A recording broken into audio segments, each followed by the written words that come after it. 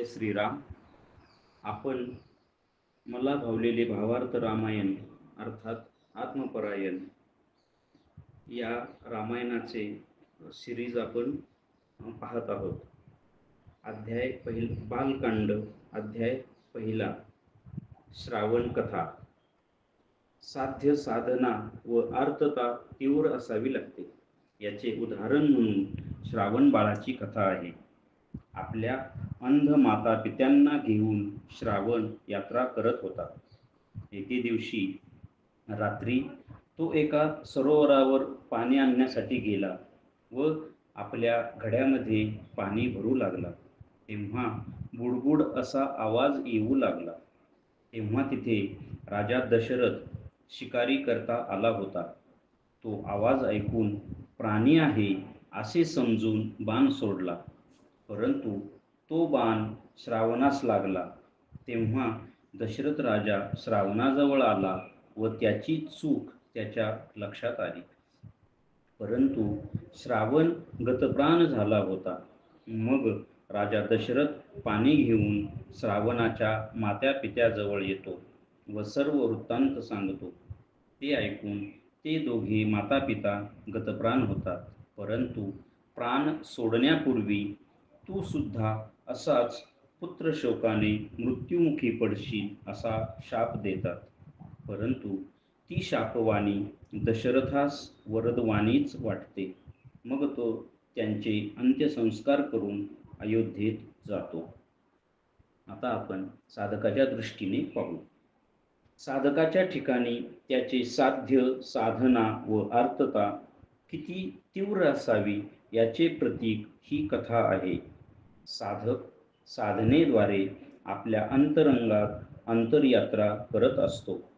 ही अंतरयात्रा करत असताना खूप सावध राहावे लागते. कारण ही आध्यात्मिक अंतरयात्रा सुरू झाली म्हणजे मग आत्मसरोवरातून काही आत्मचैतन्य म्हणजेच जल साधकाच्या देहरूप भांड्यामध्ये यायला सुरुवात होते. तेव्हा काही आवाज म्हणजेच अनाहत नाद ऐकण्यास येऊ लागतात. हे मिळवताना खूप सांभाळावे लागते, नाहीतर देहाकडून म्हणजेच दशरथाकडून व्यत्ययरूपी बाण येऊन आत्मप्रवास थांबू शकतो. म्हणजेच इंद्रिय संयमन ठेवले पाहिजे. तेव्हा सावधान राहावे किंवा अहंकारही येऊ शकतो व असे घडल्यानंतर ही चूक साधकाच्या लक्षात येते. परंतु वेळ निघून गेलेली असते. परंतु साधकाने इथे न थांबता आपला साधना प्रवास पुढे चालू ठेवावा व यातूनच साधकाला शहाणपण येते. म्हणजेच या पतनरूपी शापामुळे साधक पुन्हा जोमाने साधनेस सुरुवात करतो व तो शाप किंवा ते पतनच वरदायिनी ठरते. आता हे असे का होत राहते ते आपण पुढे पाहू. पूर्ववृत्तांत. एका सरोवरात जलचर पक्ष्यांची जोडी व त्यांचा एक मित्र मासा राहत होते. कालांतराने त्या सरोवरातील जल आटून गेले व ते तिघेही गतप्राण झाले व पुढे तेच पक्षी, अंध माता पिता व तो मासा श्रावणाच्या रूपाने जन्मास आले. अशी ही पूर्वकथा आहे. आता दशरथाला ब्रह्महत्येचे पातक लागले व त्याचा परिणाम दुष्काळ पडला व त्यातच असुरांचा गुरु शुक्राचार्य याने आक्रमण केले. मग दशरथ राजा शुक्राचार्यावर चालून गेला. तेव्हा त्या युद्धात दशरथाबरोबर कैकेयी सुद्धा सामील झाली होती. आता आपण साधकाच्या दृष्टीने पाहू.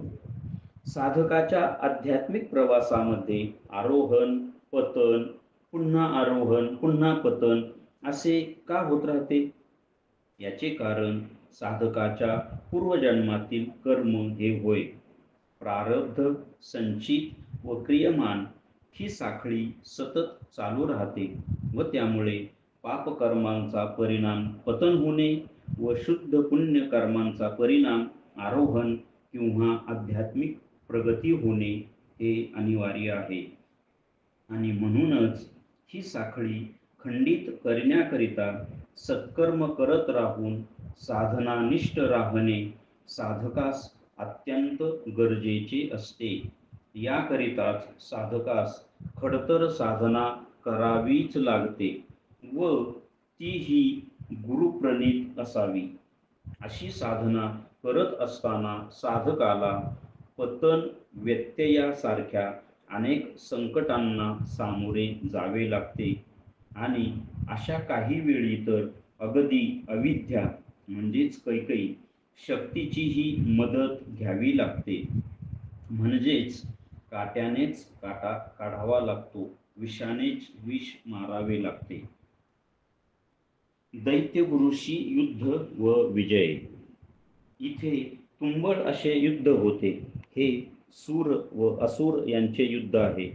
हे युद्ध कैकेयीच्या साहसामुळे जिंकले जाते. तेव्हा तिथे देवगुरु बृहस्पती दशरथास आशीर्वाद देऊन पुत्रप्राप्तीसाठी पुत्रकामेष्टी यज्ञ करण्याची युक्ती सांगतात. त्यानंतर दशरथ कैकेयीस म्हणतो की आज मी तुझ्यामुळे युद्ध जिंकू शकलो, तेव्हा तू माझ्याकडून वर माग. तेव्हा कैकेयी म्हणते की योग्य वेळी मी वर मागेन. आता आपण साधकाच्या दृष्टीने पाहू. साधकाच्या जीवनात सुद्धा चांगले आणि वाईट यांचे युद्ध सतत होत असते आणि हे देहाला म्हणजेच दशरथाला धरूनच असते. त्याचा परिणाम देहाला भोगावाच लागतो. परंतु अशा काही वेळा असतात की त्यावेळी अविद्याशक्तीच्या आधारानेच अविद्याशक्तीचा नाश करावा लागतो. मात्र अशा या अविद्याशक्तींची मदत घेतल्यामुळे पुढे त्यांची किंमत मोजावीच लागते आणि या शक्ती योग्य वेळी आपली किंमत वसूल करतातच. श्रीरामार्पण. अध्याय 1 समाप्त.